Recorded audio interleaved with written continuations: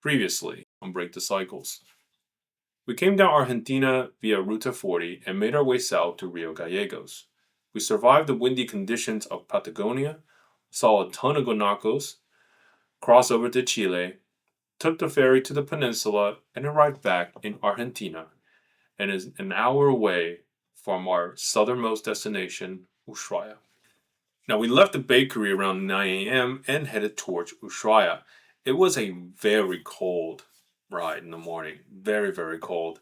And if you have ridden motorbike in 40-degree weather with like a 30-mile-per-hour wind, you can just imagine how cold it was. I had all my gear on, including the poncho and all the heated gear on high, and it was barely warm enough. After about an hour, we came up on the famous double post gate at the entrance of Ushuaia. This was epic. Now, I assume that this place would be basically an empty place, kind of like Prudhoe Bay in Alaska, where there's like a few shacks and people were working on the oil rig. That's what we saw in Prudhoe Bay, and it would make sense since this is very challenging to live in the weather condition being extremely cold, extremely windy most of the year round. So once we passed by the gate, I realized I cannot be more wrong. This place has a population of 80,000 people. I cannot believe how developed this place was. And it's not even like developing country kind of environment. I mean, this place was hopping. New storefront, like coffee shop, service station, all ton of different gas stations, clothing outlets. I was absolutely floored. I mean, we rode around town a little bit, headed towards the coast, and found the signs that said Ushuaia, fin de Mundo. And surprisingly, there was like very, very few people in that area. So we took our obligatory photo, headed out towards the to look around the rest of the area. The scenery here was absolutely gorgeous. For somewhere that is this blistering cold, there was so much greenery, beautiful lakes, wildlife, and we rode around, checked out the stores, checked out some, other like places local to see, and then we stopped for gas. And we discussed whether we should stay the night here, look around some more, or not. But looking at the weather and the fact that the rain is coming the next day, we decided to head back after lunch. We did not want to be stuck here if the weather went bad, and then we end up staying stuck here for like multiple days.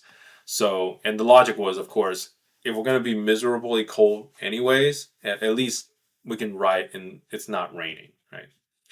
So after we finished our tour of the area, we headed back towards the border crossing. When we got to the border crossing, going towards Chile, it was already pretty late, but there was no lodging anywhere nearby. So we crossed the border, did the paperwork, and there was nothing nearby.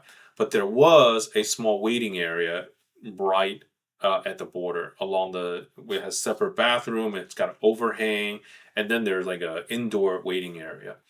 And I suppose this is like probably for travelers if there is like inclement weather, and it seems like this would make sense for this area, and people can take shelter there, right? So we're not the only ones. There was so many people there. There were backpackers, there were cyclists, car people. I mean, you name it. The whole place was absolutely packed by the end of the day. We found a spot behind the bench, set up our sleeping bags and everything, and then we just like hid behind there. But the whole place was completely packed, and it was very warm because I had the heater on the whole time.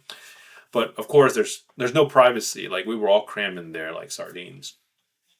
So the next morning, we got ready and then left around like 9:30 ish. After the sun came up, it was still freezing cold, but we were like, we can't keep staying here because it started drizzling already, and we already saw the forecast on our weather app. We're like, we gotta go. The more we stay, we're gonna be stuck here, and there's like absolutely nothing here. So we didn't want to sit and wait, so we took off. And unfortunately, about an hour into the ride, the sun went away, and it started raining very steadily, and everything is wet. Even though you have like rain gear on, like everything can still feel very wet and damp. And with the wind going at the temperature it is, like it was so cold. I could not feel my fingers with the heated grips on max. And I thought I was going to get frostbites. Now, we're on the Chilean side now, obviously, because we already crossed over from yesterday, and we were heading towards the ferry.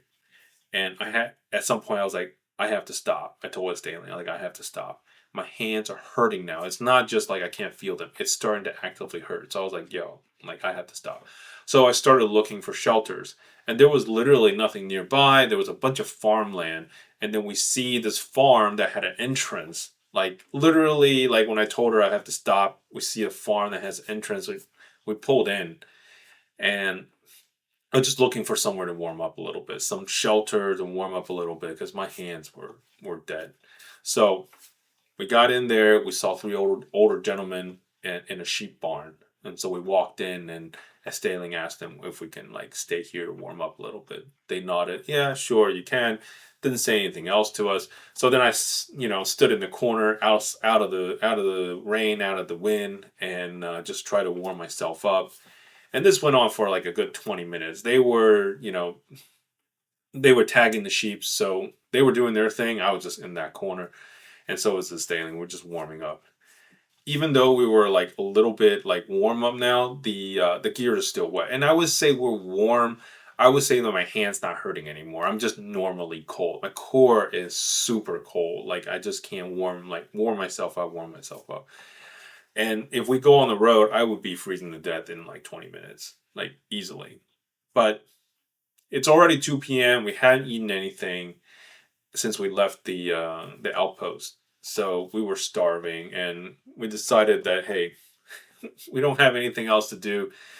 We're just gonna wing it and get on the road. What the heck, all right? And as we were getting ready to leave, one of the guys was like, "No, no, no, go to the house." And they pointed to the house, like there was like a house on the farm next to the barn. That's about 100 feet away.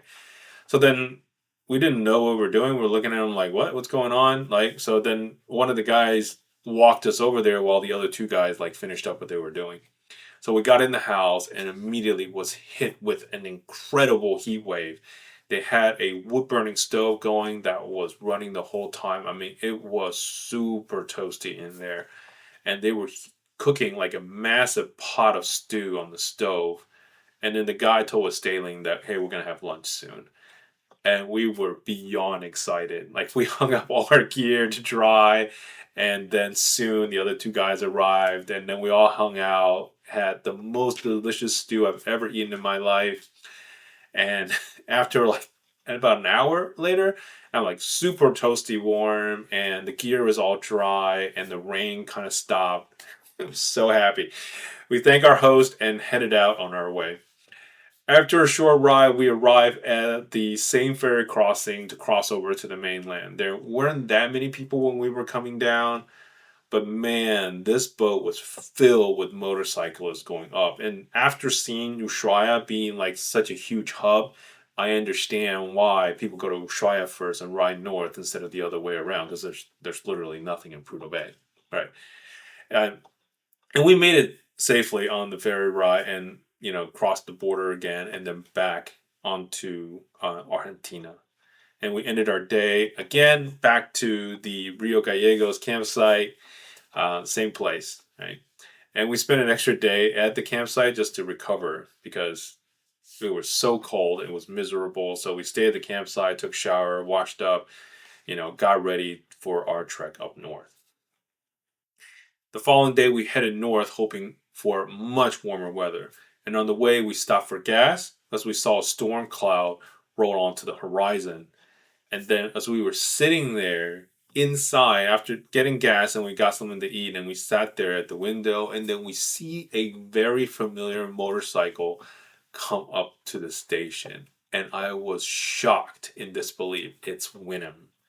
I haven't seen this guy again since Colombia Estella's place, and that's like about 3 months ago. And he is just headed south to Ushuaia, and we caught up a little bit inside, chit chatted, took our photo, and continue on. We finished the day at Puerto San Julian, municipal campsite. And if you remember, I'm still patching the swing arm every day because, well, the chain's still busted. And it's stressing me out quite a bit every day. It's okay, but I can definitely feel like the chain's getting worse as we're riding it. And the following morning, we had another travel day going north, just to get out of the wind and the cold of the Patagonia. And we finished our day at Ratatili Municipal Campground. This was a very nice campground compared to the other ones. Some of them are much better than the other, but they're all pretty decent. But this one was really nice. So we decided to stay for a few days. We met a super nice couple. They were there on the motorbike as well. They crashed on Route 40, where the Pebblestone areas were a few years back. He had to fly back, recover, and then now he's back trying to finish the trip. And very inspirational. I mean, I only wish that I would have the same kind of adventure and the drive at that age for this kind of, excitement. The chain is now ridiculously stretched. I can feel the delay when I turn on the accelerator. That's how bad the chain is. I mean, the slipping is so bad that I have to accelerate very slowly in order for the chain not to slip and actually accelerate normally.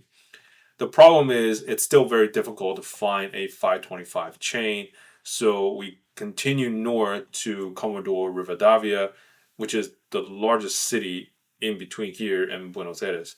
And we eventually looked at every single store that sells chains, and we found a 525 chain, but it is not an O-ring chain, which is typically what you put on these adventure vehicles, because a non-O-ring chain will have a very, very short life. But considering that we're only getting from there to Buenos Aires, it's better than what we have. So I bought the only chain that they have at the store. It was not the right length, so I took it to a automotive shop nearby, and the guy cut the chain to the right length for me. Super nice guy. Didn't even ask for any money. He just yeah, no, I'll hook you up. And I installed the chain in the parking lot of the driveway of the shop, and then we continued north until we reached a random spot on the side of the road for camping. Now, in the morning, we visited Punta Tombo to see some penguins. I didn't know what to expect. Never been to see any of these places, and I don't know if we're just there on a particular time of the year. I thought maybe we would have a chance to see one penguin or two, or maybe some penguin from afar somewhere. And when we started walking in, my assumption is way off. This place is where the penguins live. The whole island area is where the penguins live. The whole place is filled with penguin burrows. They were under shrubberies or holes, or they were just holes on the ground. There was thousands and thousands of these holes across the entire field, and the amount of penguins is ridiculous, and they were everywhere. I mean, they were just walking around. They were so comfortable with people being around, and they were just walking around, everybody staring at them, and they were not afraid at all. And we got there pretty early, so there wasn't as many people, but I mean, they were all just casually walking across the walkway, and then you just watch them walk across the walkway. The closer we got to the viewing deck, though, we saw incredible amount of penguin in large volume. They were standing all on the shoreline, and it's not just one section. All on the shoreline, along the viewing deck, they were all standing around. Some of them were just staring out into the ocean. Some of them are swimming in the ocean. Some of them are just looking around. I mean, it was loaded like lemmings across the whole entire shoreline. After our morning penguin adventure, we rode north to Puerto Madryn and stopped at another municipal campsite. The next day, we continued north and started headed east towards the direction of Buenos Aires. We actually linked up with this guy that runs a motor refuge place called Refugio Motoviajaro Ruta 22. Now, we have to pay for the stay, same as a hostel. The good thing is it's indoors, and they have bunk beds, of course, and they had all the amenity we would expect from a motorcycle camping area. You have a place to put your gear, place to hold your helmet, park your bike. Huge table in the middle where you can stage all your electronics and all your gear. The best part is the owner had a solar shower, and basically there's a massive tank. They have a lot of water tank that sits on. It's similar to Colombia. The water tank sits on the top of the roof, and it gets heat up in the sun during the day. And at night, he just filled up this massive tub in the back, and I had my first bath in like 10 months. Like not a shower, but like a solid bath for like 40 minutes, like in toasty warm water. It was amazing. Especially as like really chilly outside. It was absolutely amazing. The next day we joined another group of motorcyclists, another motorcycle hangout. This literally was someone's mansion. Like this guy's house was massive. This is like this guy's mansion. So we go in and then we camp out in the yard. They have some rooms in the back that you can pay for as well. And then they ask for contribution if you camp out in their yard. It's like $10, like basically paying for a hostel. But man, they cook a massive barbecue for everyone, and Argentinian barbecue, top notch. Worth 10 times the price that we pay for. I mean, there was unlimited amount of barbecue food for everybody. It was unbelievable, and they're all Argentinians here, or but like with my pseudo beginner Spanish, I couldn't understand a single word they say. I mean, Argentinian Spanish for me was really hard to understand. So we were well rested, well fed, and then the next morning we left pretty early and we made it all the way to Buenos Aires. The hostel we had gotten out of town was like a little bit off to the side of town. So we took public transportation into the city the following day. We spent 2 days visiting different parts of the city, just walking around on foot. I was pretty done at riding at this point. I was just like, I just need to get off the bike. Now, the next day, I dropped my bike off at the airport shipping terminal. This was not a really easy process. I mean, we had to drain all the fluid. The oil can stay, but like the fuel has to come out. And then we have to take all the perishables off the bike. And then they also have to scan the bike. And then they saw my heated vest inside and like, oh, is this a bomb? So then you have to unpack everything, take it out, explain to them it's heated vest, and then put everything back in. And eventually they wrap my bike, and then you put it on a pallet, and then you basically saran wrap the whole bike. And then we went literally to the airport terminal, which was walking distance away. We spent 3 nights at the airport terminal. There was a huge platform where people can just like kind of camp out. And honestly, we could have gone out of the airport, but I was just too tired to go in and out. And we still have a lot of luggage. I mean, like a lot of stuff didn't go with the bike, like all the clothing, a bunch of other gear. Like they had to come with me. So we had a bunch of gear. So I wasn't trying to like take all the gears and go to the hotel and then like try to get it back into. It was just too much. So we got a cart, we pushed it into the airport terminal, and then we found a spot, and then we just basically camped out in the airport. And we basically tried like every single restaurant in the airport terminal. There was quite a few, and we did like breakfast, lunch, and dinner in every single restaurant. And I was using up all my Argentinian pesos to finish my trip. So I didn't want to like do the exchange and lose money that way. So I just like use this opportunity to just have some really nice meals at the airport. And eventually we said our goodbyes. She went back to Valley du Par, and I left for America. Next time, I picked up my bike back in Maryland from the airport, and I shared with you some final thoughts of the trip.